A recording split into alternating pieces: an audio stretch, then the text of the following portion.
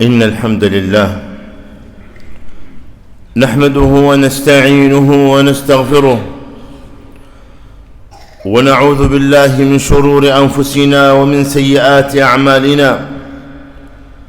من يهده الله فلا مضل له ومن يضلل فلا هادي له، وأشهد أن لا إله إلا الله وحده لا شريك له، وأشهد أن محمدًا عبده ورسوله.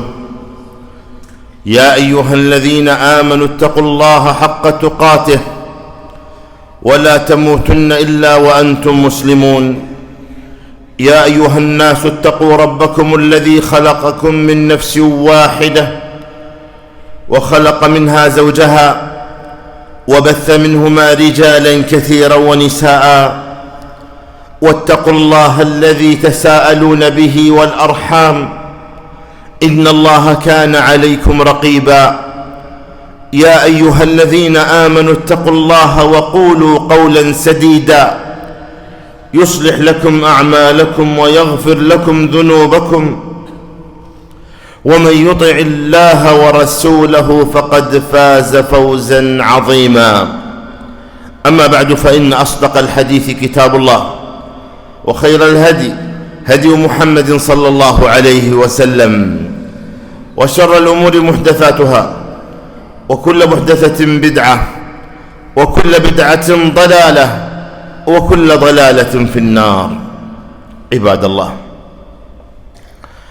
إن الله سبحانه وتعالى قد اختار واصطفى لنبيه محمد صلى الله عليه وسلم أصحابا كراما زكاهم الله سبحانه وتعالى في كتابه، وذكرهم في مواضع عدة، ورضي عنهم.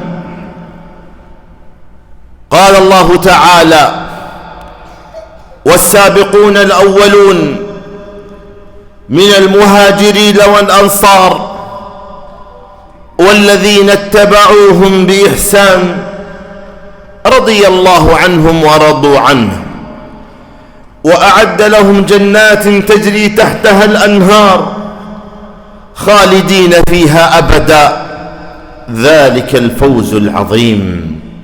تأمل قوله تعالى: رضي الله عنهم ورضوا عنه، وأعد لهم جنات تجري من تحتها الأنهار. أي فضل بعد هذا، وأي اصطفاء بعد هذا. ثم أمرنا الله تعالى باتباعهم والذين اتبعوهم بإحسان. فالواجب على كل مسلم أن يتقرب إلى الله تعالى بحبهم وتوقيرهم، ولا يذكرهم إلا بخير، حتى ما وقع منهم من أخطاء لا يذكرهم إلا بخير. قال صلى الله عليه وسلم: إذا ذكر أصحابي فأمسكوا، كما يقال خط أحمر. الصحابة رضي الله عنهم خط أحمر لا يتجاوز عليهم البتة، لأن النبي صلى الله عليه وسلم أمر بحبهم وتوقيرهم، وبين أن حبهم إيمان وإحسان، كما ذكر البخاري رحمه الله، كما ذكر الإمام الطحاوي رحمه الله في عقيدته. قال: ونحب أصحاب رسول الله صلى الله عليه وسلم ولا نذكرهم إلا بخير، فحبهم إيمان وإحسان، وبغضهم نفاق وطغيان. فالعبد يعلم منزلتهم. كيف وصلنا هذا الدين؟ كيف عرفنا التوحيد؟ كيف عرفنا الصلاة والصيام؟ وهذا الدين أجمع. هم الذين نقلوا لنا هذا الدين، نقلوه بأمانة، ثم من بعدهم التابعين، وهكذا حتى وصل إلينا. فكم لهم من الفضل العظيم. قال ابن مسعود رضي الله عنه: إن الله نظر في قلوب العباد فوجد قلب محمد صلى الله عليه وسلم خير قلوب العباد فاصطفاه لنفسه وفابتعثه برسالته، ثم نظر إلى قلوب العباد فوجد قلوب أصحابه خير قلوب العباد فجعلهم وزراء نبيه يدافعون عن دينه. إذن القضية اصطفاء، القضية اصطفاء من الله تبارك وتعالى، ثم يأتي من يأتي ويتجرع عليهم أو يجعل نفسه حكما في بيان أخطائهم. من أنت؟ من أنت حتى تتجرع على أصحاب محمد عليه الصلاة والسلام؟ قال ابن عمر رضي الله عنهما: تأمل فضل الصحابة وقدرهم ومنزلته، قال: من كان مستنا فليستن بمن قد مات، أولئك أصحاب محمد صلى الله عليه وسلم، كانوا أبر هذه الأمة قلوبا وأعمقها علما وأقلها تكلفا، قوم اختارهم الله لصحبة نبيه صلى الله عليه وسلم. قال: يدافعون عن دين فتشبهوا بأخلاقهم فإنهم على هدى مستقيم. وأفضلهم وأكرمهم أبو بكر رضي الله عنه، ثم عمر رضي الله عنه، ثم عثمان ذي النورين رضي الله عنه، ثم علي بن أبي طالب رضي الله عنه، ثم بقية الصحابة. من بايع تحت الشجرة له منزلة عظيمة، من شهد بدرا، كل من آمن بالنبي صلى الله عليه وسلم ولقي النبي عليه الصلاة والسلام مؤمنا ومات على ذلك فهو صحابي. صحابي هذا نتقرب إلى الله بالترضي عنه، إذا ذكر نقول رضي الله عنه. أما من يسب أصحاب النبي صلى الله عليه وسلم فإليكم الوعيد الشديد.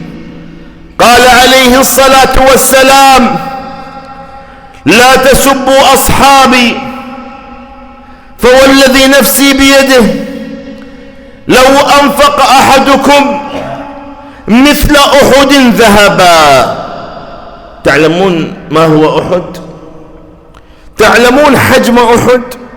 هذه السلسلة الجبلية العظيمة الكبيرة في المدينة، لو أنفق أحدكم مثل أحد ذهبا، كله أنفقوا في سبيل الله. تصور، لا كيلو ولا كيلوين من الذهب، قوم من الله عليهم بهذا القدر. قال: ما بلغ مد أحدهم ولا نصيفه، ما يصل إليهم أبدا، هؤلاء صحابة. وقال عليه الصلاة والسلام: من سب أصحابي فعليه لعنة الله والملائكة والناس أجمعين.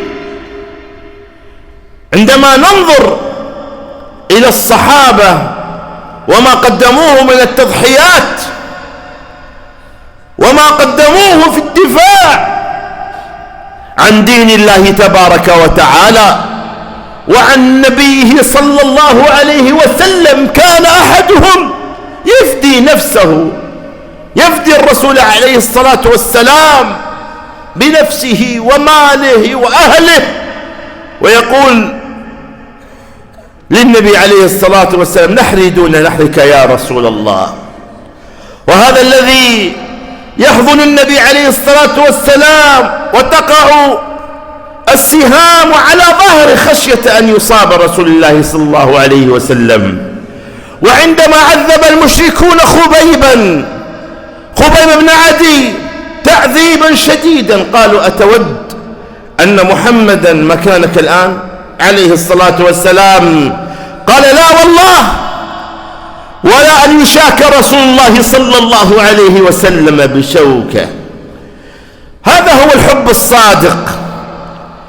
نحن اليوم نحتاج أن نعلم أبناءنا وبناتنا وأهلنا حب الصحابة كما كان السلف الصالح، كانوا يعلمون أبنائهم حب الصحابة، يعلمونهم حب أبي بكر وعمر وعثمان وعلي وبقية الصحابة، فينشأ النشء على تعظيمهم ومعرفة قدرهم.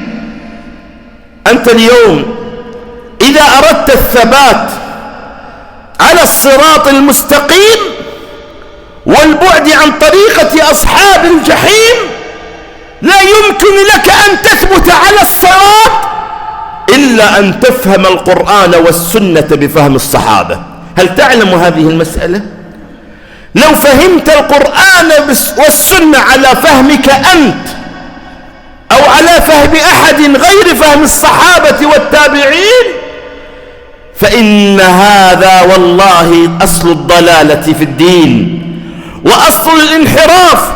قال صلى الله عليه وسلم في حديث العرباض بن ساري قال: وعظنا رسول الله صلى الله عليه وسلم موعظة ذرفت منها العيون ووجلت منها القلوب، فقلنا يا رسول الله كأنها موعظة مودع فأوصنا. قال: أوصيكم بتقوى الله والسمع والطاعة وإن تأمر عليكم عبد. ثم قال: وإنه من يعش منكم فسيرى اختلافا كثيرا.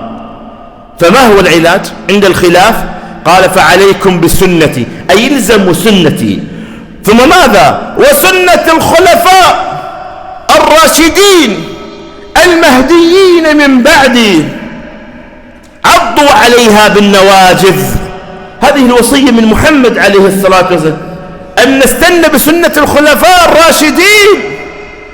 قال: وإياكم ومحدثات الأمور فإن كل محدثة بدعة وكل بدعة ضلالة. أقول ما تسمعون وأستغفر الله لي ولكم فاستغفروه إنه هو الغفور الرحيم.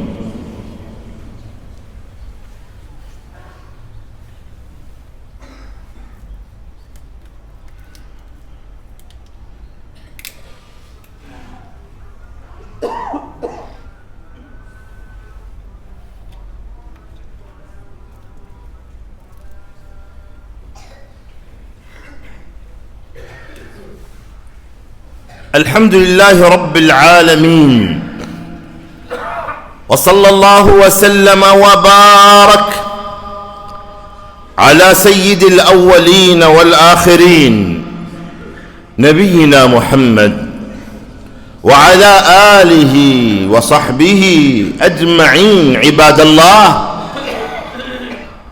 يقول صلى الله عليه وسلم: خير الناس قرني ثم الذين يلونهم ثم الذين يلونهم. هنا شهادة من النبي صلى الله عليه وسلم الذي لا ينطق عن الهوى، إن هو إلا وحي يوحى عن خير الناس قرني. من كان في قرنه عليه الصلاة والسلام؟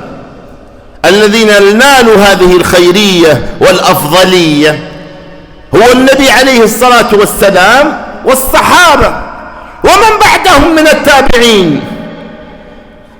فلينبغي للإنسان أن يعظم هذا القرن، وإذا وقع الخلاف يرجع إلى فهم الصحابة رضي الله عنهم، ففهمهم يقدم على فهم غيرهم. عندما قال صلى الله عليه وسلم: افترقت اليهود على 71 فرقة، وافترقت النصارى على 72 فرقة، وستفترق أمتي على 73 فرقة. قال: كلها في النار إلا واحدة، يعني إلا الواحدة الناجية. قيل: من هم يا رسول الله؟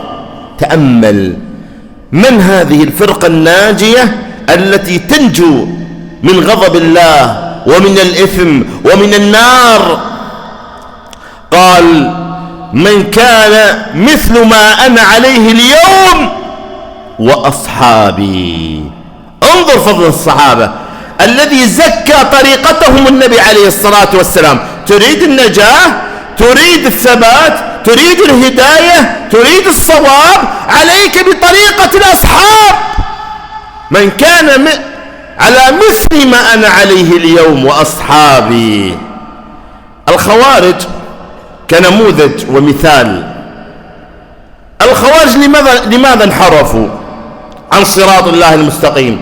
لماذا جاء وصفهم من النبي عليه الصلاة والسلام بالشر الأوصاف؟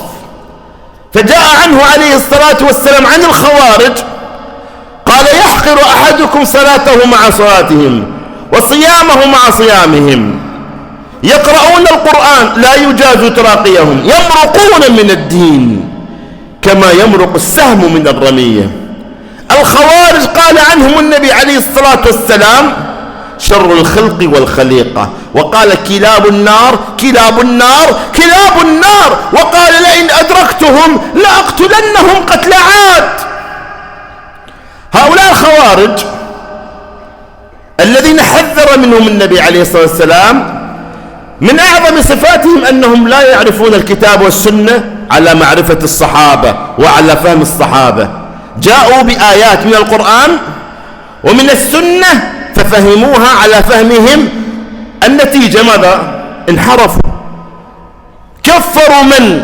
كفروا أصحاب محمد عليه الصلاة والسلام، كفروا أمير المؤمنين علي بن أبي طالب رضي الله عنه وعمرو بن العاص، وكل الصحابة كفروهم كل من رضي بالتحكيم. ثم بعد هذا ماذا؟ استحلوا دمهم وقتلوهم كما قتلوا عبد الله بن خباب.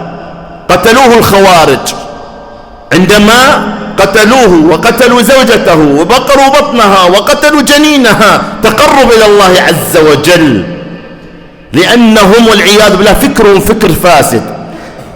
فالذي يأتي بعقيدة ليست بعقيدة الصحابة فعقيدته فاسدة ومنهجه منحرف شاء أم أبى، وليس على طريقة أصحاب النبي عليه الصلاة والسلام. فنبرأ إلى الله تعالى من هذه المخالفات. عليك بطريقته. قال الله تعالى: فإن آمنوا بمثل ما آمنتم به فقد اهتدوا. الخطاب لمن؟ للصحابة. فإن آمنوا بمثل ما آمنتم به فقد اهتدوا. وقال: ومن يشاقق الرسول من بعد ما تبين له الهدى ويتبع غير سبيل المؤمنين نوله ما تولى ونصله جهنم وساءت مصيرا. اللهم ارضى عن أصحاب نبيك محمد صلى الله عليه وسلم. اللهم ارضى عنهم يا رب العالمين. اللهم أعز الإسلام والمسلمين وأذل الشرك والمشركين ودمر أعداءك أعداء الدين. اللهم انصر إخواننا المستضعفين في مشارق الأرض ومغاربها يا رب العالمين. اللهم فرج عن إخواننا في كل مكان. اللهم أصلح أحوال المسلمين في كل مكان. اللهم فرج عن إخواننا في فلسطين يا رب العالمين. اللهم إنا نسألك الهدى والتقى والعفاف والغنى. اللهم أحسن عاقبتنا في الأمور كلها وأجرنا من خزي الدنيا وعذاب الآخرة. اللهم وفق أميرنا وولي عهده لما تحب وترضى. اللهم أرهم الحق حقا وارزقهم اتباعه، وارهم الباطل باطلا وارزقهم اجتنابه، وهيئ لهم البطانة الصالحة التي تدلهم على الخير وتعينهم عليه يا ذا الجلال والإكرام. اللهم اجعل هذا البلد آمنا مطمئنا وسائر بلاد المسلمين. وآخر دعوانا أن الحمد لله رب العالمين.